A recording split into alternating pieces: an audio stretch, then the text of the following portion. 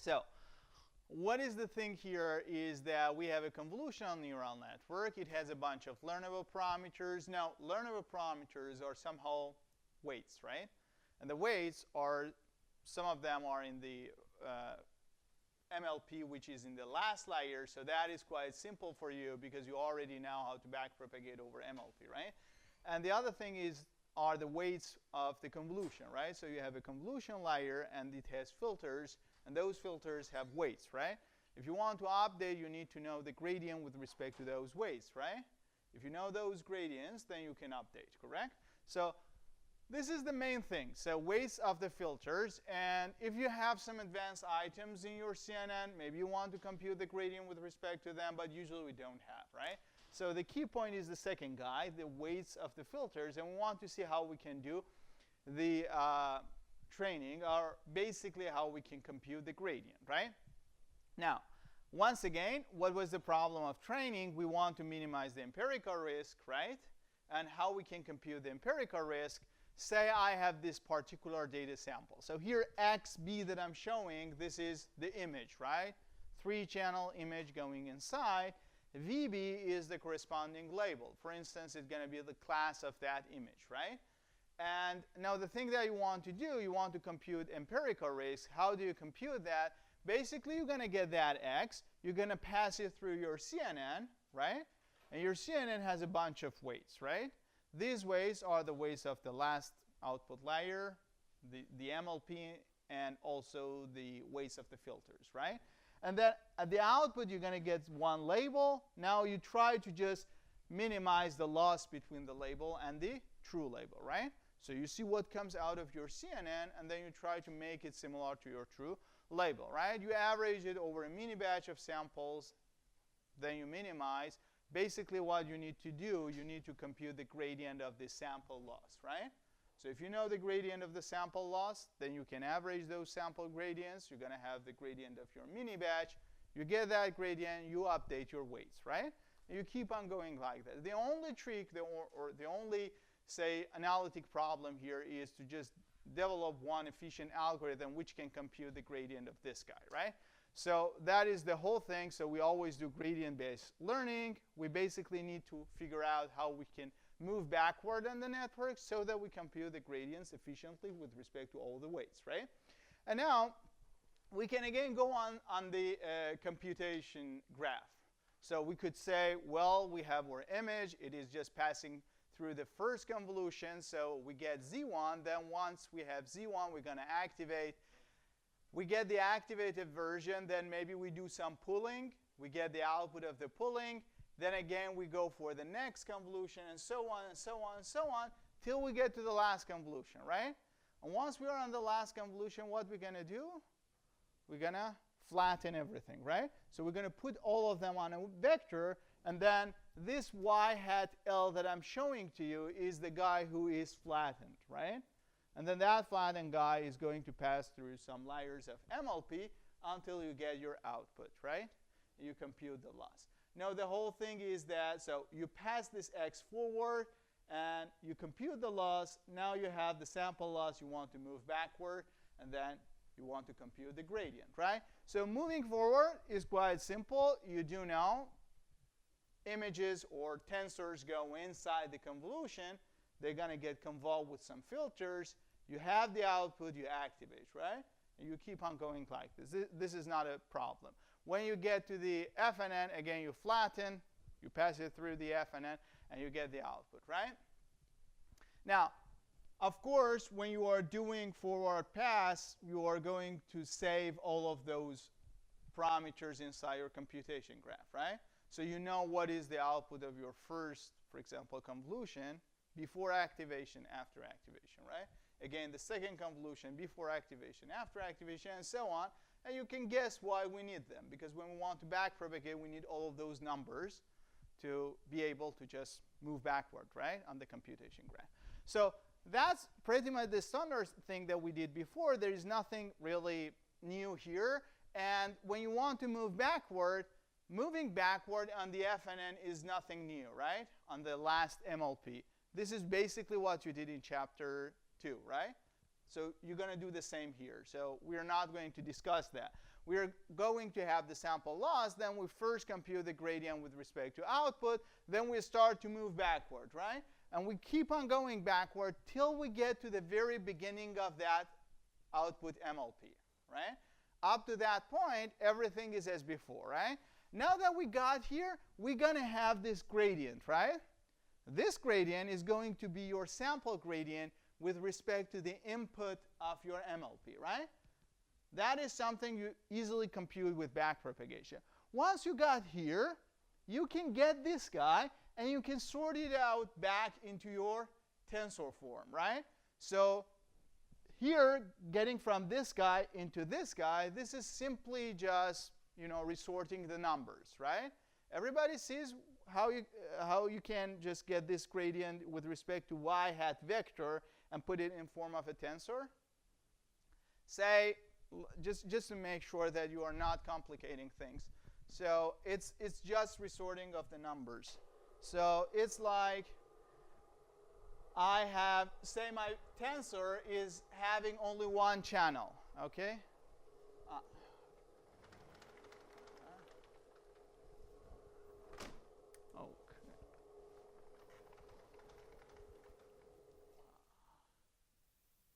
There's no way that I can access that board, no?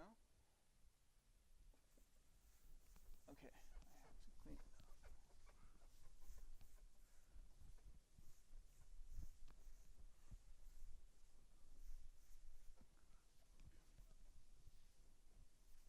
Okay.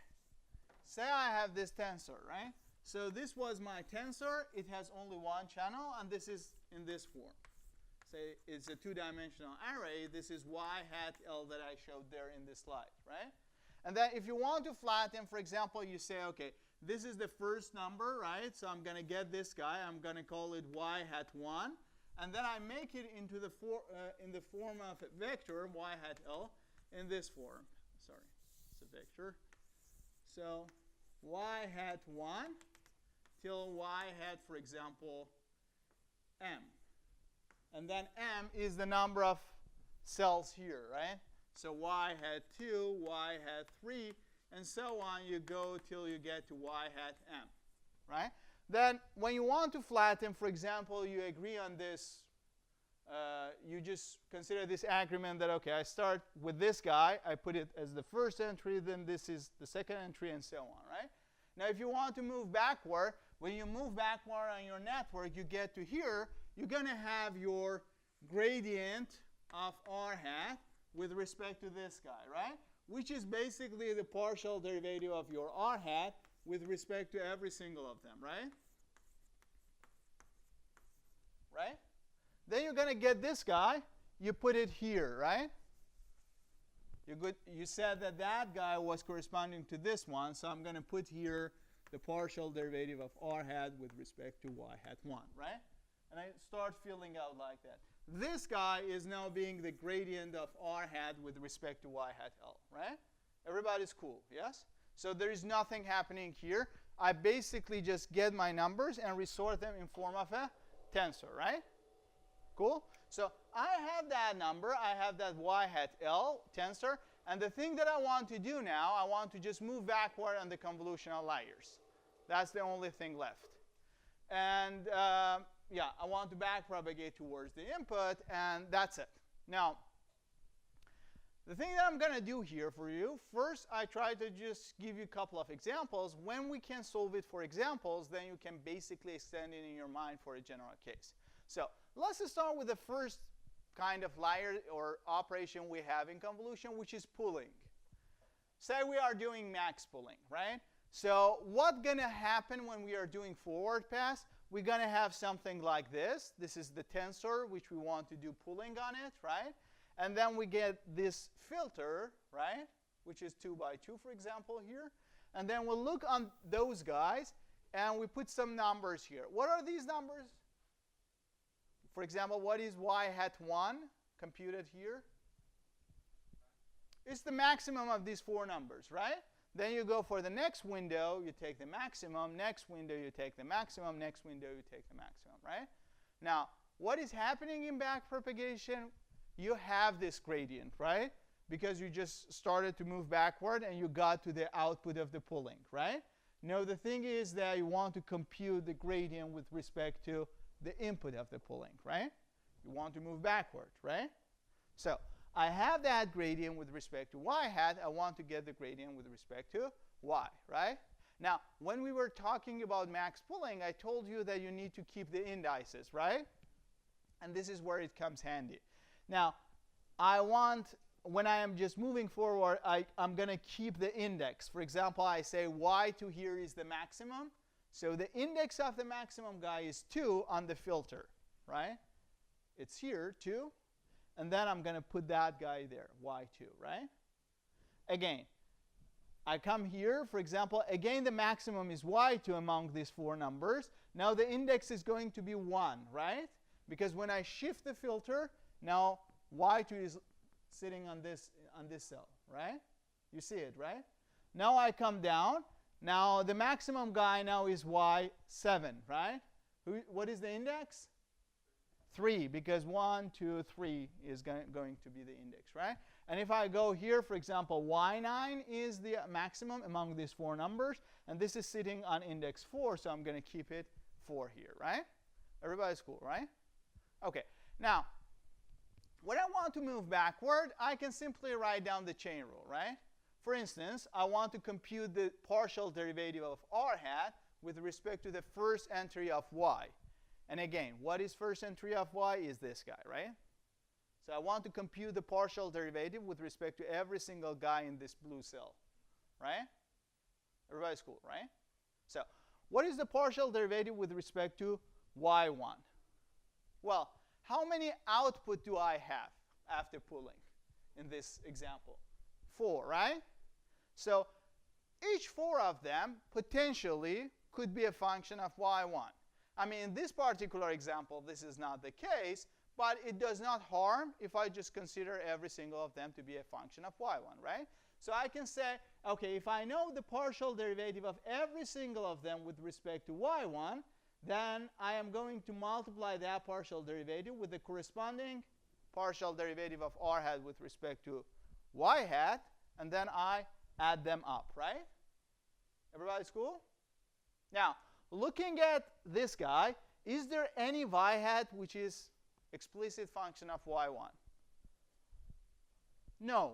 Why? Because y1 in none of the max pullings was sitting on the index that we had, right? y1 in none of the max pulling is actually coming out. It's never the maximum, right? So none of the y hat 1s is a function of y1. This means that all of those partial derivative, y hat I with respect to y1 is 0, right? This is going to be 0. What about the partial derivative with respect to y2? Before I show it, can you look at this guy and tell me what that guy is?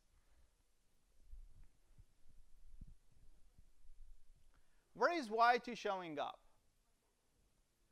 y2 is coming in the first max pulling, right? Here in the first max pulling, y hat 1 was the maximum, which was y2, right? In the second max pulling, it was again coming out, right? After that, it was not coming out, right? Everybody's cool? Now, how many expressions do I have that y hat I is a function of y2? 2 expressions, right? Both of them are going to come out, right? So if you consider this one, y hat 1 and y hat 2, both of them are y2, right? Now, what is the partial derivative of y hat 1 with respect to y2? 1. Same thing for y hat 2, right? So basically, if you are doing max pulling, that derivative, that partial derivative of y hat I with respect to any input is going to either be 0 when it's not showing up, or it's 1 when it's showing up, right? Everybody's cool? Now, what about the next one? y3. Partial derivative of r hat with respect to y3. What is it? 0, because y3 is not showing up any max pulling, right? So this guy is going to be 0, and you can write down everybody else, right? So you can go on doing this. Basically, you're going to have here y7 only not being non-zero, because y7 is showing up there, and this is going to be proportional to y hat 3. And y9 is showing in y hat 4, right? When you are doing max pooling, the third max pooling is y7, because y7 is maximum in that window, right? And same thing for y9. Everybody's cool, right? Now, if you want to just visualize how it's happening, you can simply say something like this. So I start with this tensor. This blue tensor that you see, this blue map that you see is now my gradient map. So I'm writing down the gradient of r hat with respect to y tensor, this blue tensor here inside this guy. Okay? Now, first time when I am looking at this output, right, I take this index cell. I see that the index is 2, right? So I'm going to get this guy, and I keep the index 1. Sorry, I keep the value 1 and at index 2, and everywhere else 0. Because this guy is coming out, right? These guys are not coming out, right? I get this one. I multiply it with the green map. I write it down there. Everybody's clear? Now, next thing that I do is that I just shift, exactly like convolution. I just shift right, right? Now I say the index here is 1, right? So this means that this guy is coming out, 1. Everybody else is not coming out, 0. I multiply this with my gradient. I add it up to everything here, right? Which means that this guy is going to add up with the other guy, right? Everybody else is going to remain 0. You see what I'm doing? What's going to be the next move? I'm going to get that red filter. I put it on lower left, right? So I put it here. Then I say index is 3. So I'm going to keep index 3 1. Everybody else 0, right? And then I get this one. I multiply it on that tensor. And I write down everything here. If there is anything inside the cell, I add it up, right? And same thing for the last one, right? Everybody's clear? Yeah. Is there a reason you do it like this as opposed to just keeping the original indices of the tensors and then, as opposed to getting the sub matrix? This one? I mean, this is the easiest way you can do it for max pooling, but when we go with mean pooling and convolution, you're going to see even easier version.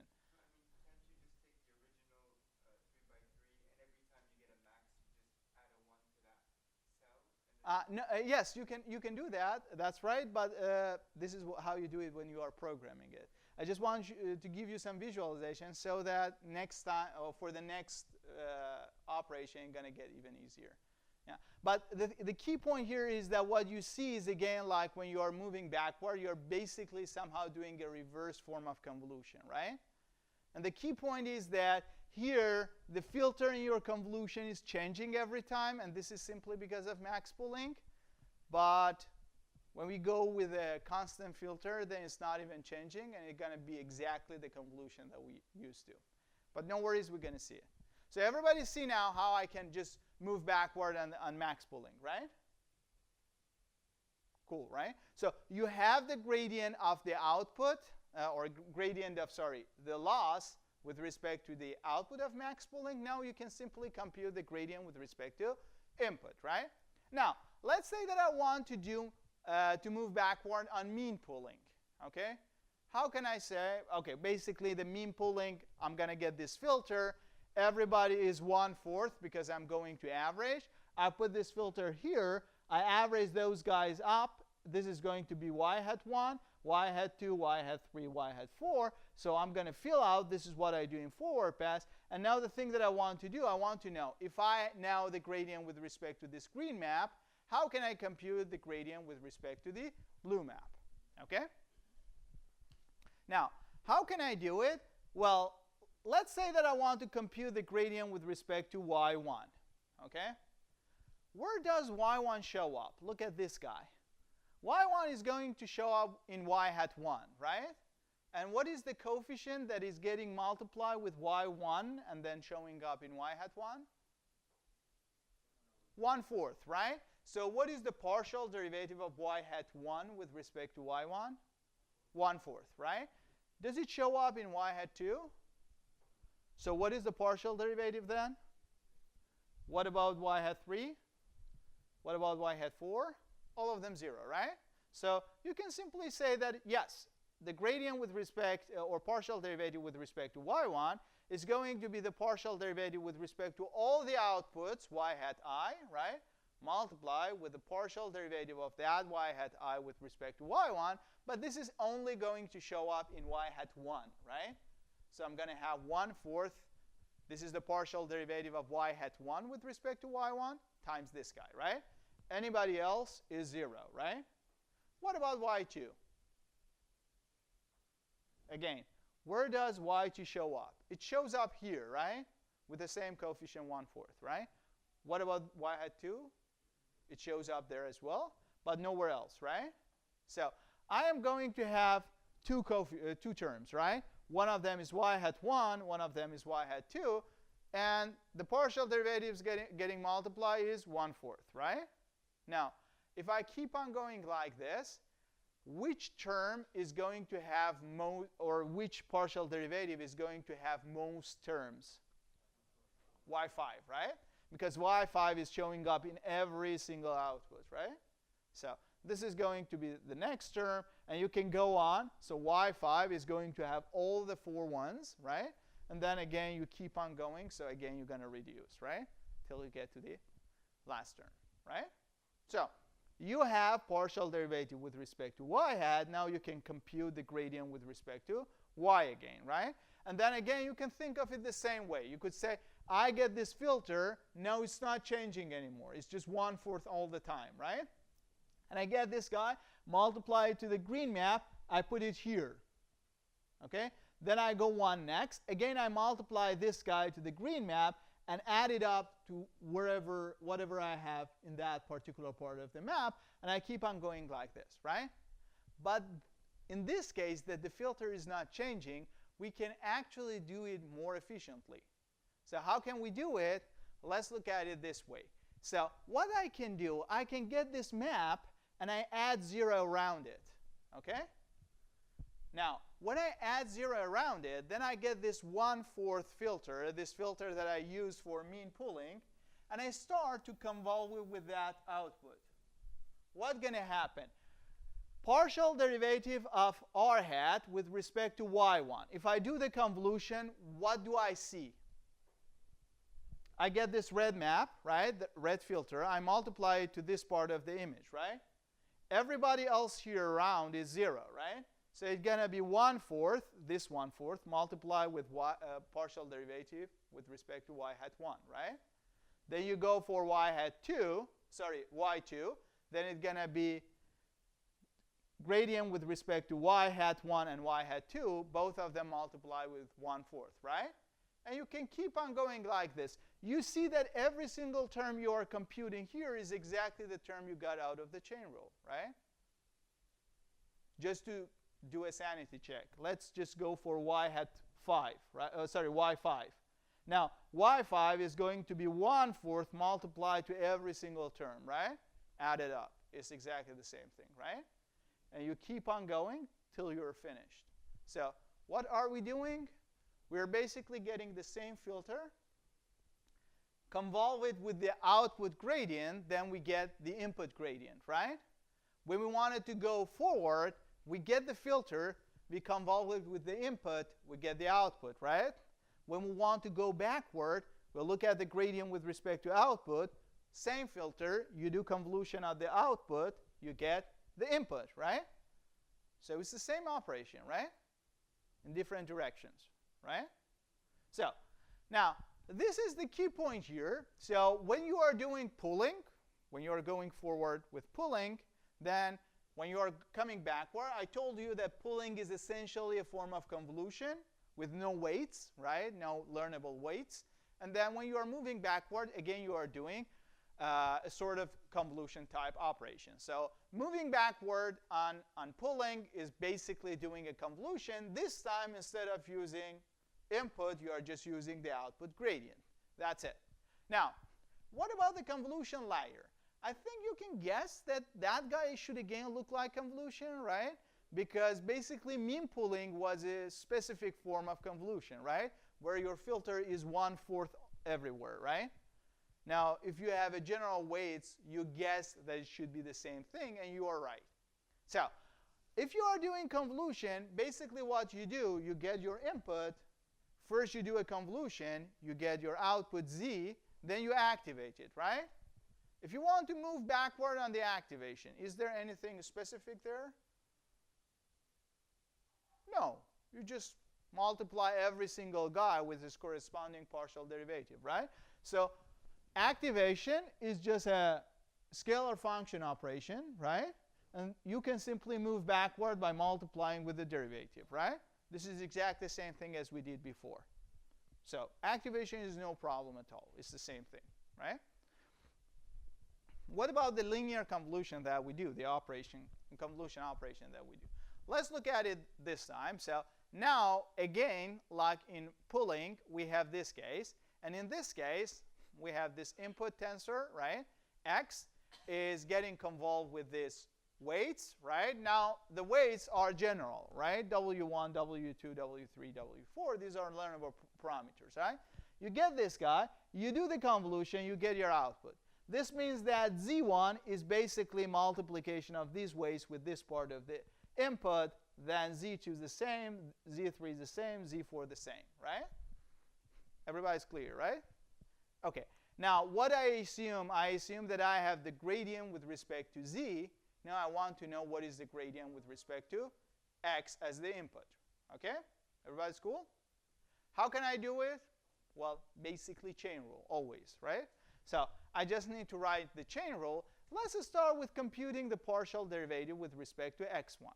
Now, if you look at x1, where does x1 show up? It shows up in computation of z1, right? Does it show up in z2? No. z3, no. z4, no, right? So now, partial derivative of every single z2, z4, z3, all of them, with respect to x1 is 0, right? What about z1? What is the partial derivative of z1 with respect to x1? It's w1, because w1 is the guy who is getting multiplied with x1, right? Now, again, I can write down the chain rule, and I can say, OK, partial derivative with respect to x1 is going to be all output derivatives multiplied with the corresponding partial derivatives, right? All of those partial derivatives are 0 except z1, right? So I'm going to keep z1 here, and I multiply this partial derivative, which is w1, right? Now, what about x2? Well, for x2 is going to show up in z1 and z2, right? x2 is showing up z1, z2, right? Nowhere else, correct? And then you can again write it down this way. So you could say partial derivative with respect to z1, partial derivative with respect to z2. And now you need to write down the correct weights, right? So let's check the correct weights. x2 is showing up in z1 with weight w2, right? It's showing up in z2 with the weight w1, right? So this is how I'm going to do it, right? w2, w1, right? Again, which guy is going to have the most number of weights? The center one, right? So if you keep on going, x5 is going to have the most one, right? And it's interesting to look at the weights that are getting multiplied. So partial derivative of r hat with respect to z1 is getting multiplied with w4, right? Partial derivative of r hat with respect to z2 is getting multiplied with w3, right? z3 is getting multiplied with w2. z4 is getting multiplied with w1, right? Everybody's cool, right? You see how the weights are distributed. So you have things like this. You have, let's show it here. You have z1, z2, z3, z4. But z1 is getting multiplied with w4, right? z2 is getting multiplied with w3. z3 is getting multiplied with w2. And z4 is getting multiplied with w1, right? So you're changing the order here, right? OK, just keep that in mind. And now that's it. You can write down chain rule for every single input. Then you're going to get all the partial derivatives. You're over. And now you want to have a visualization. Again, you can do the same thing as we did before. So you say that I have this filter. I start with everything being 0. I get this weight, multiply it on the output map, write it here. Then I just do this again by sliding on the input, right? But you can do it even easier. You can write it down again as a convolution, right? But there is one key difference here. So let's think about this one. You can again add zeros around the output gradient, and then you do the convolution with one filter on this guy. The only thing that I want to know is what are the weights of this filter? Can you tell me what is the weight that should sit here? Partial derivative with respect to x1. Okay? What does it have as the weight? What was it? W1, right? So now if I want to get the correct partial derivative, what should I put here? W1, right? Now you think about the center one. When I want to compute the partial derivative with respect to x5, how should it look like? W1, W2, W3, W4, right? So this is going to be the same filter, just flipped, right? Up, down, left, right. Everybody's clear? So you get the same filter as you had, you only flip it, right? Mirror it. You just do it up, down, left, right, everything. And then you can use this filter. You convolve it with the output gradient. You're going to get the input gradient. Everybody's clear? Questions? Okay, great. So moral of the story, the most important thing here is that you are again doing a convolution, basically, right? The only difference is that you're changing the order of weights inside the filter, which is not important at all, right? So it's just a one-shot operation for your computer, right? So that is a very simple thing. So if you know how to do forward convolution, you basically can move backward on it with the flip filter, right?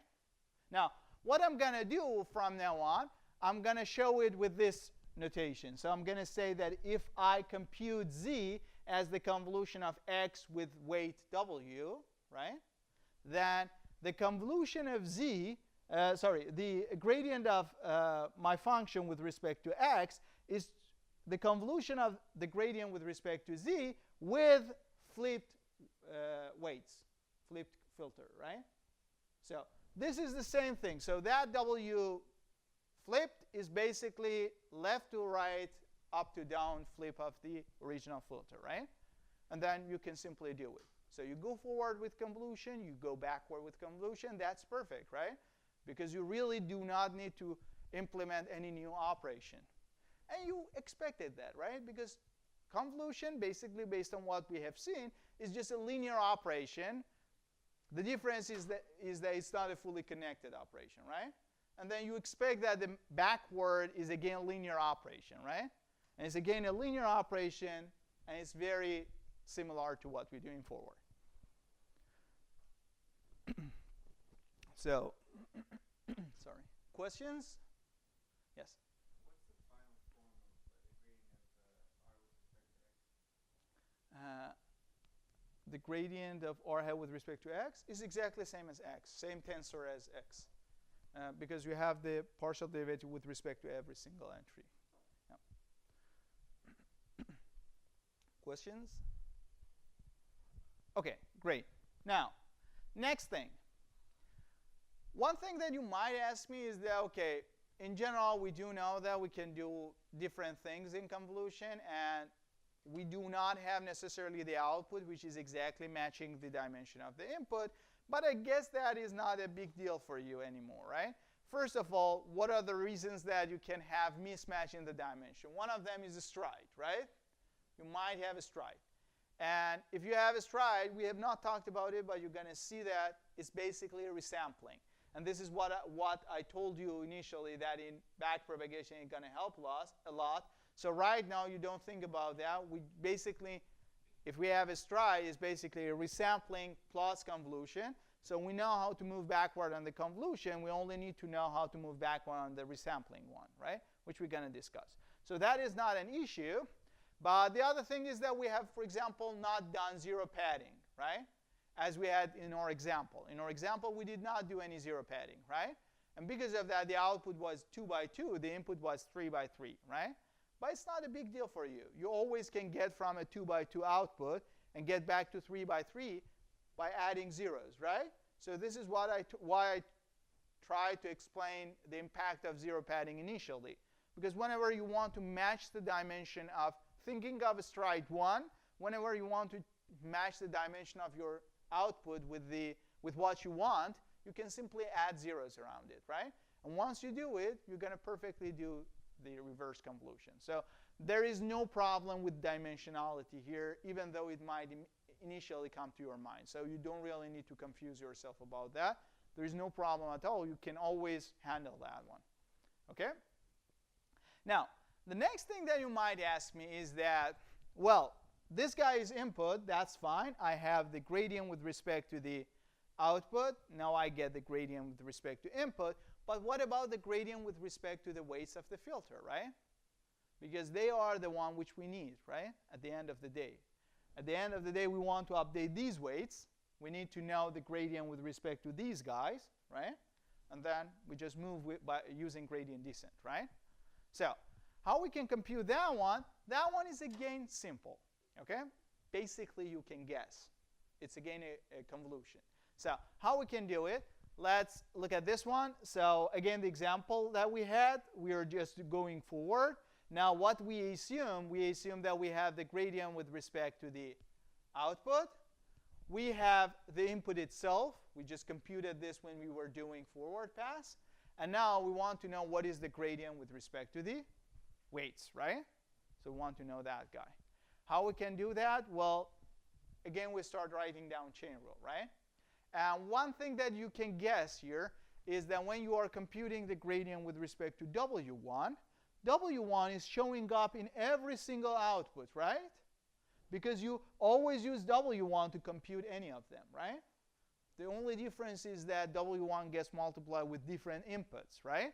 So now, for example, if I want to know the partial derivative of Z1 with respect to W1, what is that? It's x1, because W1 gets multiplied with x1, then it computes Z1, right? What about partial derivative of Z2 with respect to x1? Sorry, with W1, sorry. Partial derivative of Z2 with respect to W1. X2, exactly, because W1 gets multiplied with X2. What about Z3? X4, what about Z4? X5, right? So you see it. That's basically this. You can do the same thing for W2, W3, W4. So you basically write down the partial derivative of R hat with respect to the first weight is going to be the partial derivatives at the output multiplied with the corresponding derivatives, right? So, and you have them, right? So I can say it's simply x1 is for z1, x2 is for z2, x4 is for z3, x5 is for z4, right? It's basically the corresponding input getting multiplied to the weight w1, right? And you can write the same thing for everybody, right? In this case, you don't have that kind of behavior that one of them has only one term, the other ones is increasing, because every single weight is showing up in all the outputs, right? So they all have the terms. The only different thing is that the corresponding x's are changing, right? Now, one thing that you can do now, you can simply, again, try to interpret it as a convolution. And interestingly, it's, again, a simple convolution. So what you have your gradient of the output, OK? And you get it as a filter. You just convolve it with your input. And when you do it, you start to compute the same thing as you had, right? So partial derivative with respect to z1, you multiply it with x1, plus partial derivative with respect to z2, you multiply it with x2, z3, x4, z4, x5, right? This is exactly the partial derivative of r hat with respect to w1, right? And you can see that this is basically a convolution again. So what is the partial derivative or a gradient with respect to weights? Is basically, again, a convolution. Now input is the same as x. The filter is replaced with the gradient of the output, right? So moral of the story, if you want to compute the gradient with respect to the learning parameters, the convolutional filters that you have, you again do basically one convolution. And in this convolution, your filter is going to be the output gradient, right? Everybody's cool? So you're moving backward. And every time you move backward, you just do a convolution, right? And now if you want to just now get out of that particular layer, what are the gradient with respect to the filters? You again do a convolution, but you change the filter. And the filter is your output gradient, right? Everything is quite simple now, right? Everything is basically convolution, which you can do efficiently. So that's it. Questions on that? Everybody's clear? No question? OK. Now, yeah, OK, I guess I have a bit of time, so maybe I can finish this part before we have a break. Now, what we have done here is simply for a two-dimensional case, right? I have an input, which is a two-dimensional map. I just do a convolution with a filter, and then I get one two-dimensional map at the output, right? Now, what's going to happen if we have a real multi-channel case? Basically, you can think that it's an extension of this one, just a bit more messy, right? And it's basically the same thing. Again, you're going to see that the convolution is going to be, backward convolution is going to be, again, backpropagation is going to be a convolution. The only thing is that you need to change the filter, right, every time that you want to do that. And you need to restore the filters in a way that you basically get the right dimension that you want. I try to show it simply here. There are some details there which I try to skip. If you find it too complicated, just stop me. But please do not get too much involved with very details, right? Try to see the the big picture. And that's enough for understanding this one. Because I do know at the end of the day, PyTorch does that. But you just need to know how it happens, right? Just why this is a good thing, why I do not put another weird transform here. So first, let's consider a very simple case. So the simple case is that I have a multi-channel input. Okay, my X has multiple channels. And then what I do convolution with one filter, and I get just a single map at the output Z. Okay, so this is one of the output channels, right? Now, filter, if I have my input with C different channels, the filter should have, again, C channels, right? Because every filter should get convolved with the corresponding filter channel in the input, right? Correct? So what I can write down my convolution in this form. Do you agree with me or not? What does this expression say?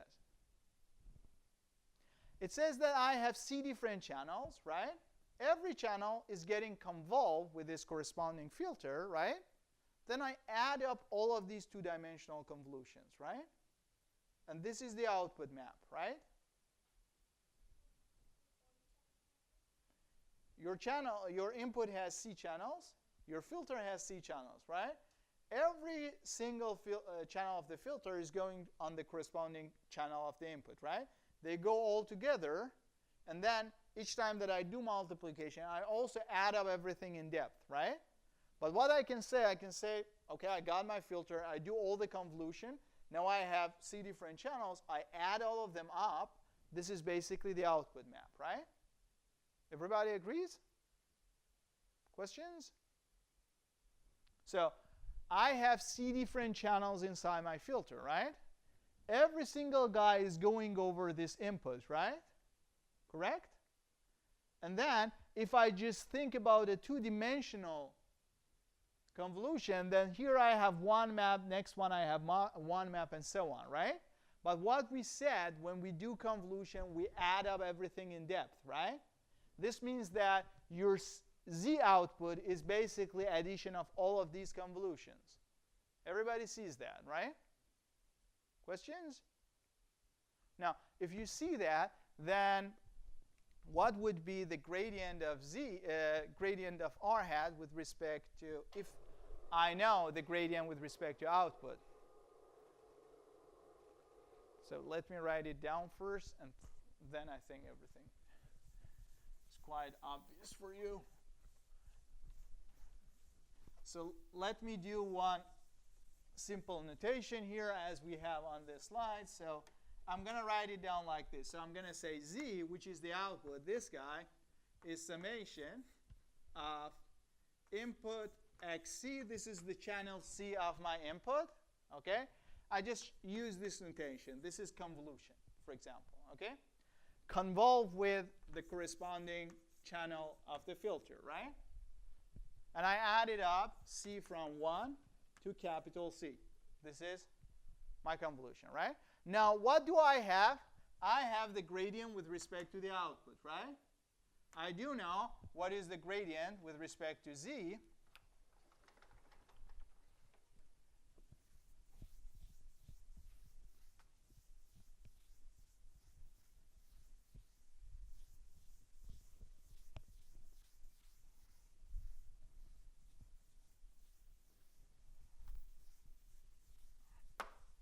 I do know what is the gradient with respect to Z, gradient of r hat with respect to Z. I want to write down the gradient of r hat with respect to input right now, x. Okay, first of all, how does this gradient look like? No, I mean in terms of dimension. What is it? It's a tensor, right? How many channels does it have? C different channels, right? So it's going to be the gradient of r hat with respect to the first channel, right? The gradient of r hat with respect to the second channel, right? And so on till gradient of r hat with respect to last channel, right? You agree? Everybody's cool? Now, the thing that I want to know is, for example, what is the gradient of r hat with respect to one of the channels, right? So say I want to know what is the gradient of r hat with respect to one particular channel, say channel 1. How can I write it down in terms of chain rule? Given that I do know the gradient of r hat with respect to Z. Now, again, think of Z, X, everything to be just a scalar. How do you write the chain rule? I have the gradient of r hat with respect to Z, right? And then I need to multiply it, some sort of multiplication, with what? Gradient of Z with respect to X of the corresponding channel, right? 1. Okay, that's fine. So I have this guy. It's already given. I just need to compute this one, right? Now, look at this one and tell me what is the gradient of Z with respect to one of the channels. First channel. Is it different from what we did up to now? It's the same thing, right? Because with respect to first channel, second, third, everybody else is a constant, right? So I can simply forget about them, right? So I can write this down as the gradient, summation from 2 to C plus, then I have x1 convolve with w1, right? That's the same thing, right? I just keep that first term out. This is everybody else, right? This is a constant, right? I can forget about this. This is the only thing left, and I do know how to compute that. This is again a convolution, right? Where you want to have the partial derivative, right? So basically what is going to happen is that multiplying this guy with this is going to end up being a convolution. And the filter of that convolution is, what is the filter of that convolution? W1, the first filter, but you need to flip it, right? This is the only difference. Everybody's cool, yes? So this is going to be the way that you are moving backward from one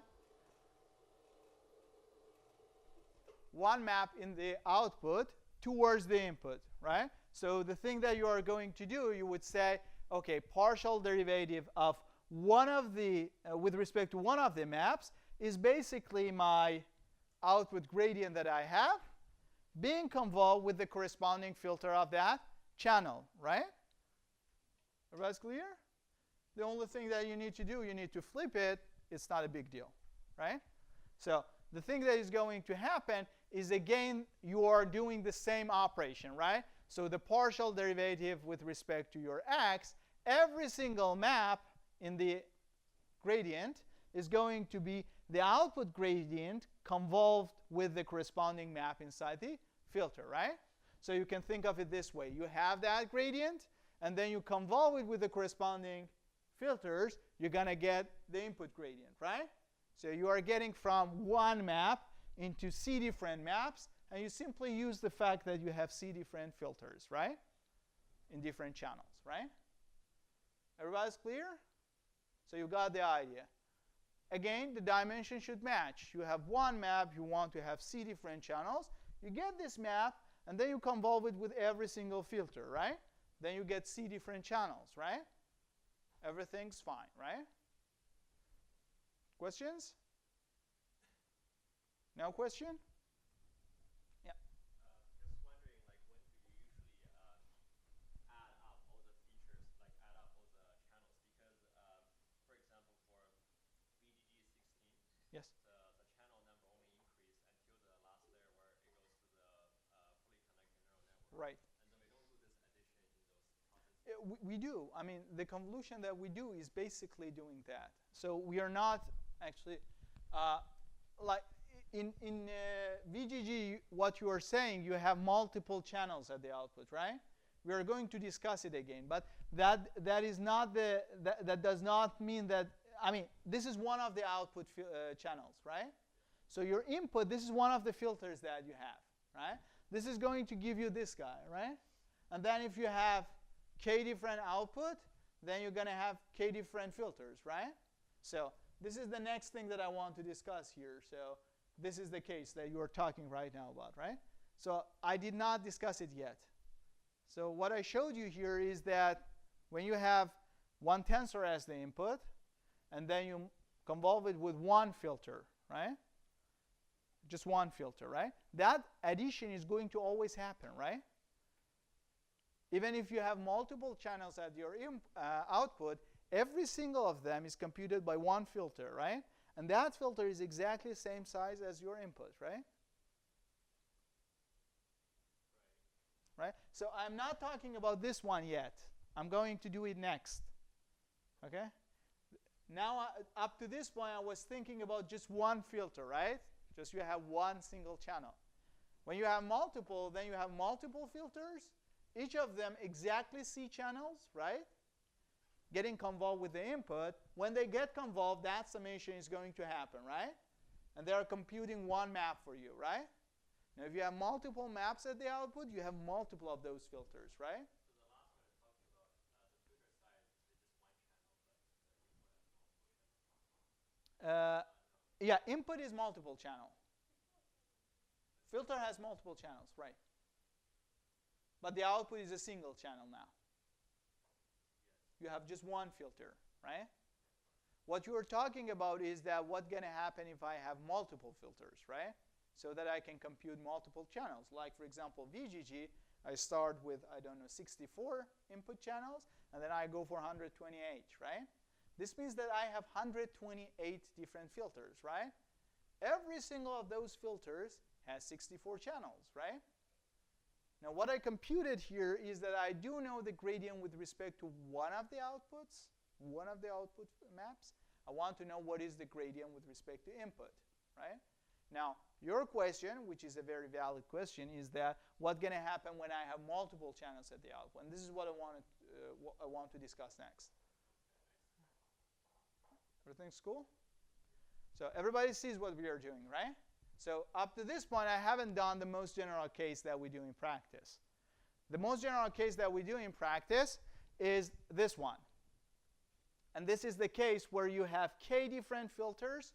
So every output channel has its own corresponding filter, right? And all of them get multiplied with the same input, right? And now what you have k different outputs. And every single layer, channel of the output, you can write it down in this form, right? Everybody's clear? So every single channel of the output, zk, is the convolution of input with the corresponding filter, wk. Now, if x is c channel, how many channels I have inside wk? Again, c. This wk is not a matrix, it's a tensor, right? A complete tensor with c different channels, right? Everybody's cool?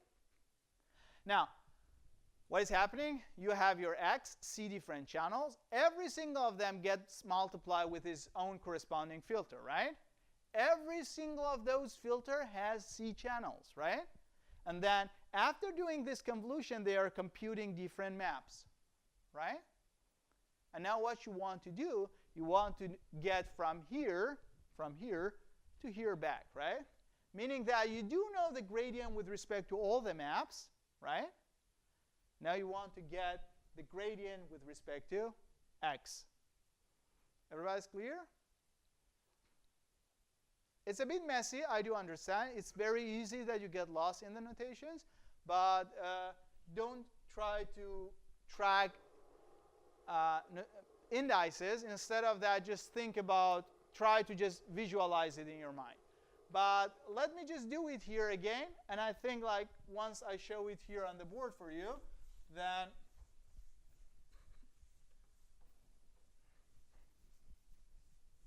so I can start writing down the chain rule, and this is what I have inside the slides, okay? But what I want to do for you instead is to just try to play with the dimensions, and I see that I think this is easier to imagine. Say I have this x. So this x has c different channels, right? And so on. So it has c different channels. Ooh. Okay. Why that happened? Oh, it's back. Okay. So I have this x. This guy is x. It has c different channels. Okay?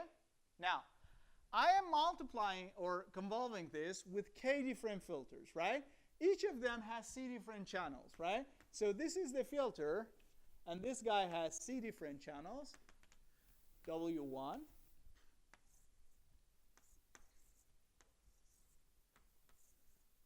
This has, again, c channel, and WK, right?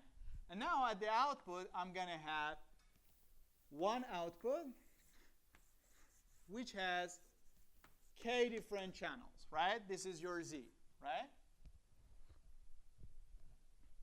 Everybody's clear? Now, what I do now is that z is x convolve with all of those filters, right? I'm going to put them here all together, W1 till WK, right? Everybody's cool? So z is x convolved with all of those filters, then you're going to give me the output tensor, right? Now, the thing that I want to know is what is the gradient of r hat with respect to x, given that I have gradient of r hat with respect to z. What do you expect to happen? How should it look like? Should it be anything but gradient? But convolution? Could it be? It's definitely convolution, right? We are doing convolution in one way. We definitely move backward with the convolution. So the thing here is that I should convolve with something, right? The only question is that how should I do that here, right? What should I write here? What are the filters, right? First of all, one thing that you know is that those filters is going to be flipped, right? But now, how many filters do you need? How many filters? No. I started with C channels, right? Convolve with K different filters, ended up with k different channels. Now, if I want to just move from here with by a convolution and get to here, how many filters do I need? I start with a k channel input. I want to have c channel outputs. How many filters I need? C different channels, right? C different filters, right? Every single channel should be computed from the output, input in the backpropagation. From that z, using one filter, right? So this means that I need c different filters, right? So I need to have w hat 1 till w hat c, right? Because this guy is, whatever that is, this guy is c channel, right? And I need to have c different filters, right? Everybody agrees, right? Now, what should be the number of channels for every single filter? K, right? The number of channels for every filter should be k, because the output is k channel, right? You have an output which is k channel. It should get convolved with k channel filter, right? And I need c of them to get exactly c channels in the input, right? Now, can you tell me, or can you guess, how can I make c different filters with k channels?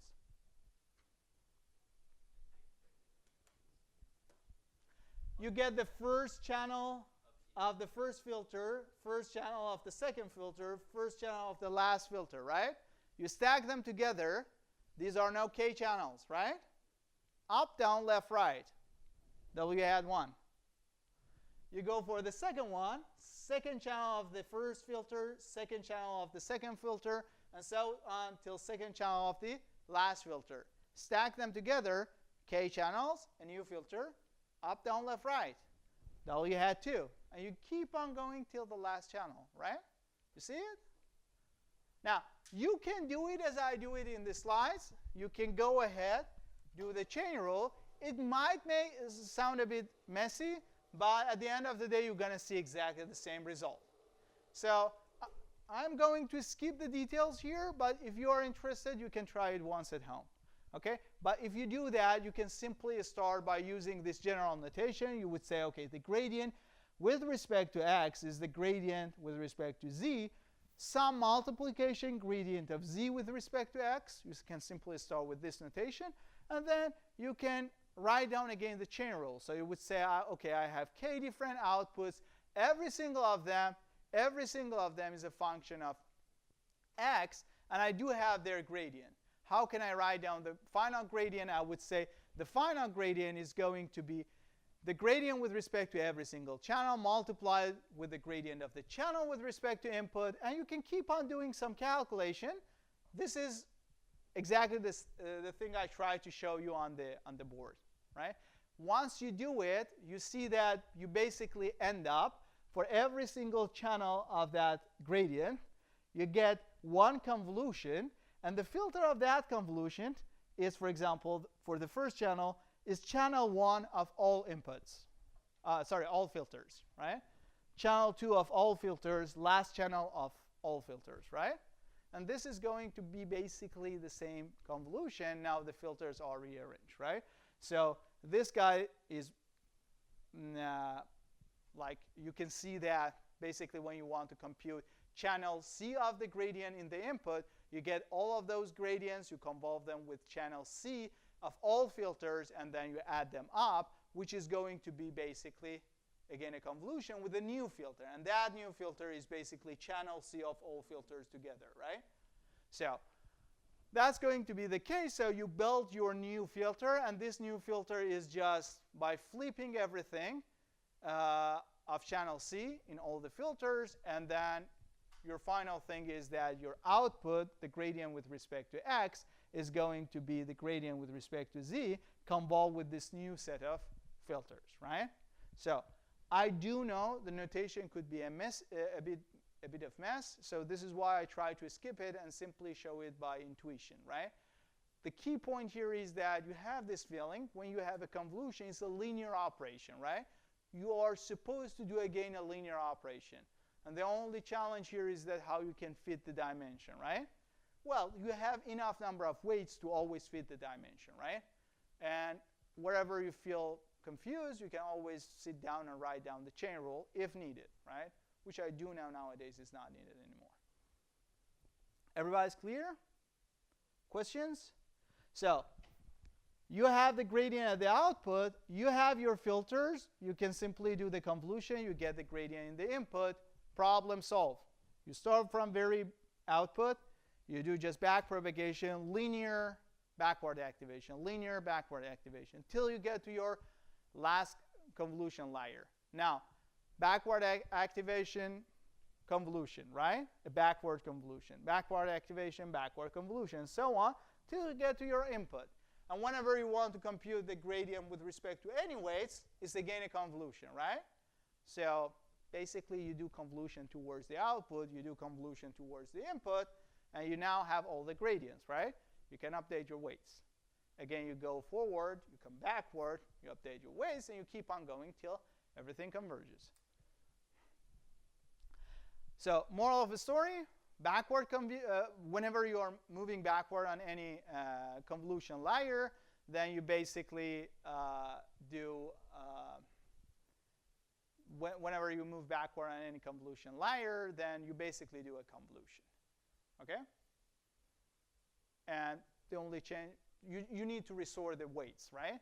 But PyTorch is doing it for you right now, so you don't really need to take care of it. Yes? What about the bias? It's gonna be again. You can again model bias as like a single weight with one input, but we usually don't do it in convolution because, like, it's just one shift in all the entries. It's not going to help. But you can do it again. I mean, you can just. It's gonna be a bit more mess, but you can again write down the chain rule for that. Questions? No question? Okay. So now I have a question. I want to finish this one. Okay. I guess I can do it in like 15 minutes or 20 minutes. Is it okay that I finish so we finish earlier, or should we have a break? Okay. Okay. So I'm gonna finish it up, and then we call it a session. So moral of the story: backward when you move forward with convolution, backward is exactly again convolution. You just need to resort your filters. So you had here K different filters. You can resort them into C different filters, and you move backward, right? That's it. Okay. So now, yeah, if we want to just wrap it up, how we just do backward propagation over a complete convolutional layer, well, for activation, we basically do entry batch production. Then we just resort our filters into C new filters. And then we just do another convolution, and we keep on going backward, right?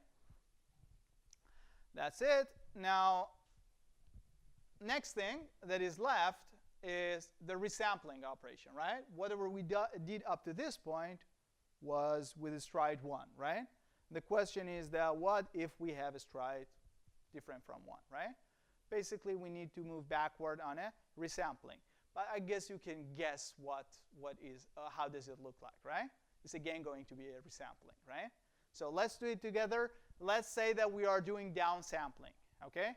If I have this guy and I want to just downsample it with factor 2, what's going to sit there? Z1 is going to be this guy, right? What is Z2?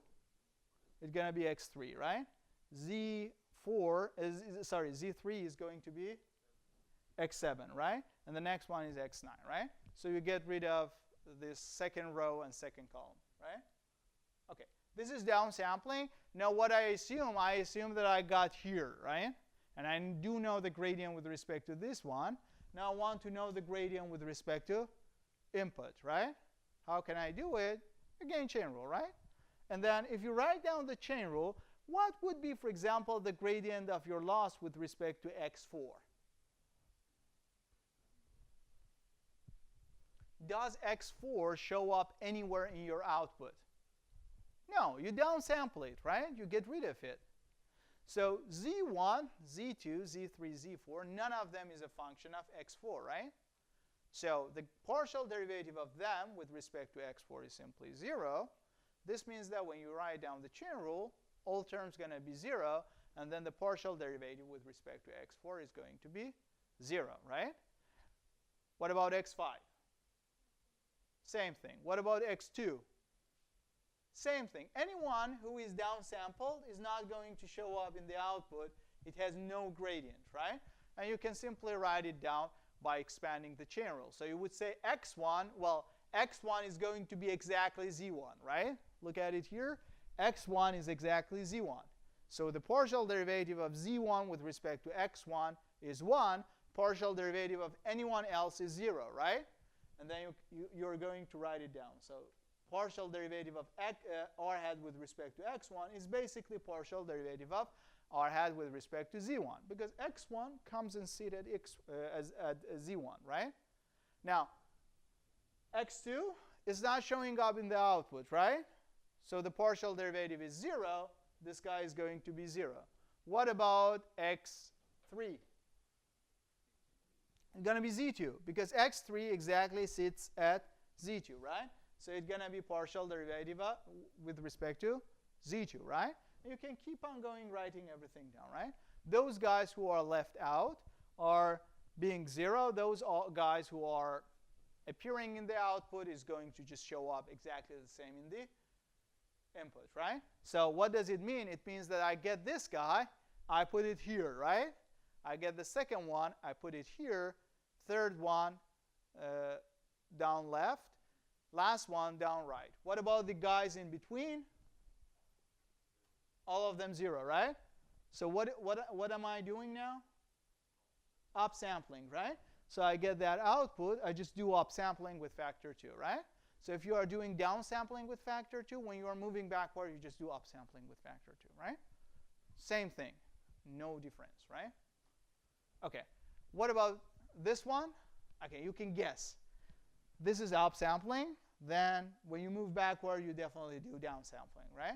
And you can try again writing it down, right? So you could say that, OK, if I do upsampling, then this guy is exactly x1. Everybody in the middle is 0. The corner ones are exactly the guys in the input, right? Now, if I want to, for example, write down the partial derivative of r hat with respect to x1, then that guy is simply partial derivative with respect to z1, right?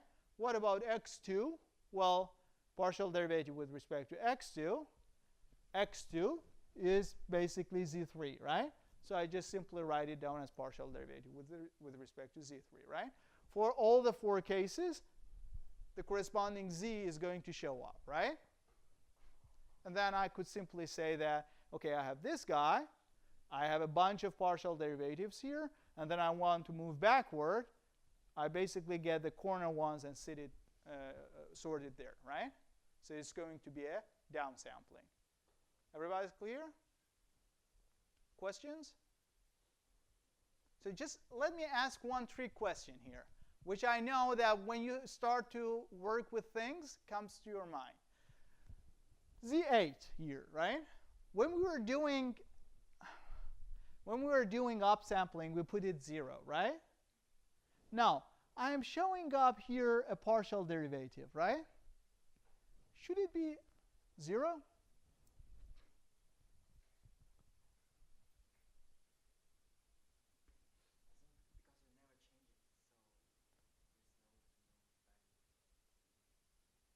Yes, but it does not. You do not change. You do not need to change the input. You're right. We don't need it. We throw it away. No. My question is that when you are moving backward and you get into this map, this gradient here, this derivative here, is it 0 necessarily? No, right? You see that, right? This guy is not necessarily 0, right? Because when you were just building your, when you were moving forward, you put this guy to be 0, right? It's like you compute whatever function is after at point 0, right? When you come backward, you get the derivative at point 0, right? But you throw it away. Why? Because it's not carrying any information for you, right? So this means that when you are moving backward, it might be that this guy is huge. Maybe the derivative at point 0 is large, right? But it's not useful for you because it was simply just upsampling entry, right? You see it? So if you have one function, say you have a function of 2 parameters, x1 and x2, right? and you have x1, then you put x2 to be 0, right? And you compute the function. You definitely have a partial derivative with respect to every single of them, right? And you always put x2 to be 0. This means that the partial derivative that you get is always at the point 0, right? But that partial derivative is not necessarily 0. The point is that you don't need it, right? It's not carrying information.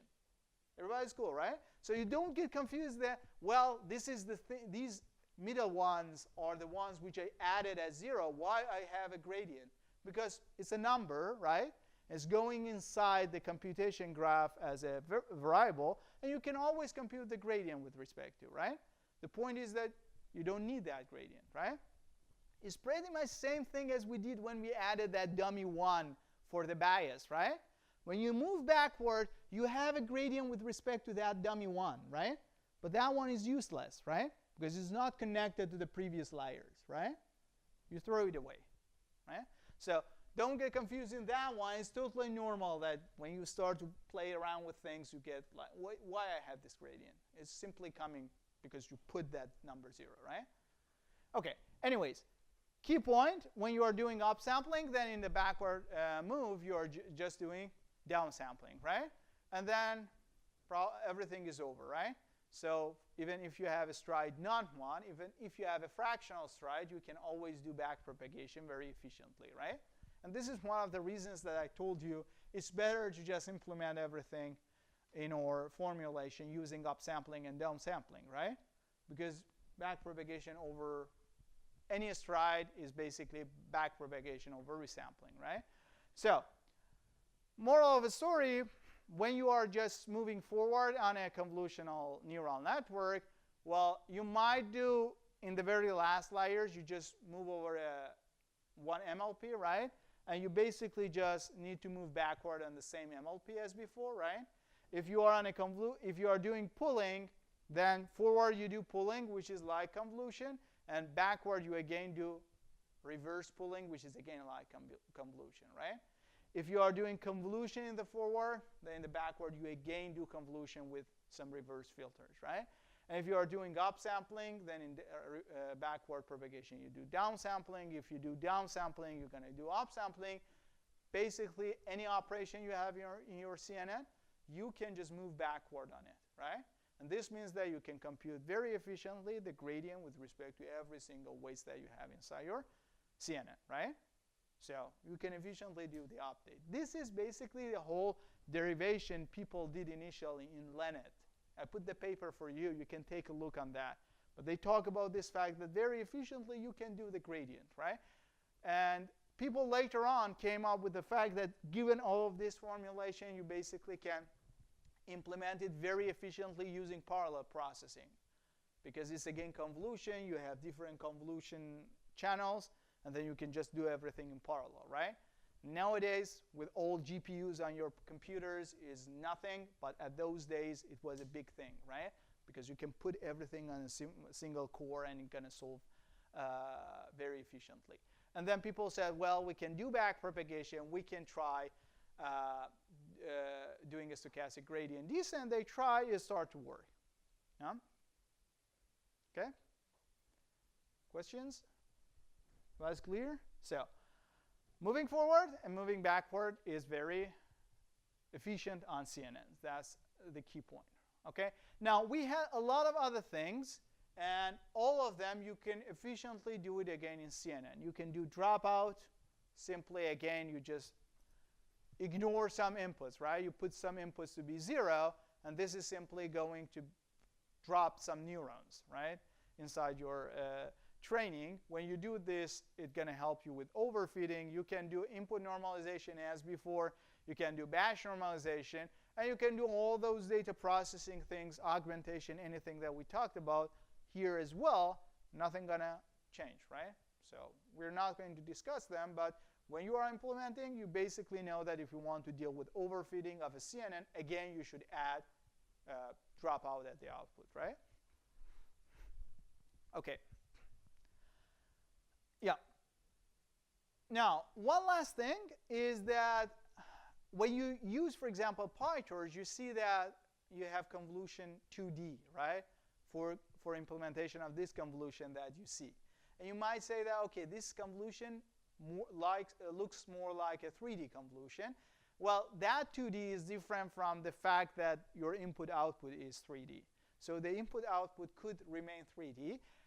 Usually people, when they say 2D, they simply mean how the filter is moving, right? So your filter is basically moving 2D, right? So your filter, it has the same depth as your inputs, so it's going to lie on the input, and then it just moves in 2D, right? And this is the most popular form of convolution. Almost all things you see, practical architectures, they use this convolution. But there are also some other forms of convolution. For example, we have 1D convolution. It means that your filter has the same depth and same height as your input, right? And then you only move 1D, right? It starts from very beginning, and then it goes towards the end. So this is what you have, for example, in assignment 1. We have it for a very simple dummy input, but you can do it on an image as well. You can have also 3D convolution. It means that your filter is not only smaller in height and width, it's also smaller in depth. And then you start from one part at the top, then you go in depth. When you are finished, you come next. Again, you go in depth, and you come next, you go in depth, and you keep on going, right? What you can guess here is that when you go 1D, you increase the number of weights, right? Because you need larger filter, right? When you come 3D, you are reducing the number of weights, and the purpose is basically that. If you want to play in terms of dimension with the number of weights that you have, this is one way that you can do it. For example, you have the feeling, well, this is a very deep image, right? But most channels are carrying the same amount of information. Or the channels are quite independent, right? So it's not really important that I have this same depth. I can just work with a smaller filter and go in depth, right? It's going to reduce the number of weights I have per filter. It's going to help me in complexity, right? This is what you need, but this is not, again, something sophisticated. So it's just a minor variation to 2D convolution. So this is the 2D convolution that we had. We had our filters, same channel as the input. It's going to only move 2D, right? You can have 1D, right? So you get same height, same depth, and you just move in one dimension. Or you can have 3D, right? You get this guy. It has less channels. You start from that part, and you keep on going forward, right? Once you're over, you go next, and you just build your 3D output. Okay? Questions?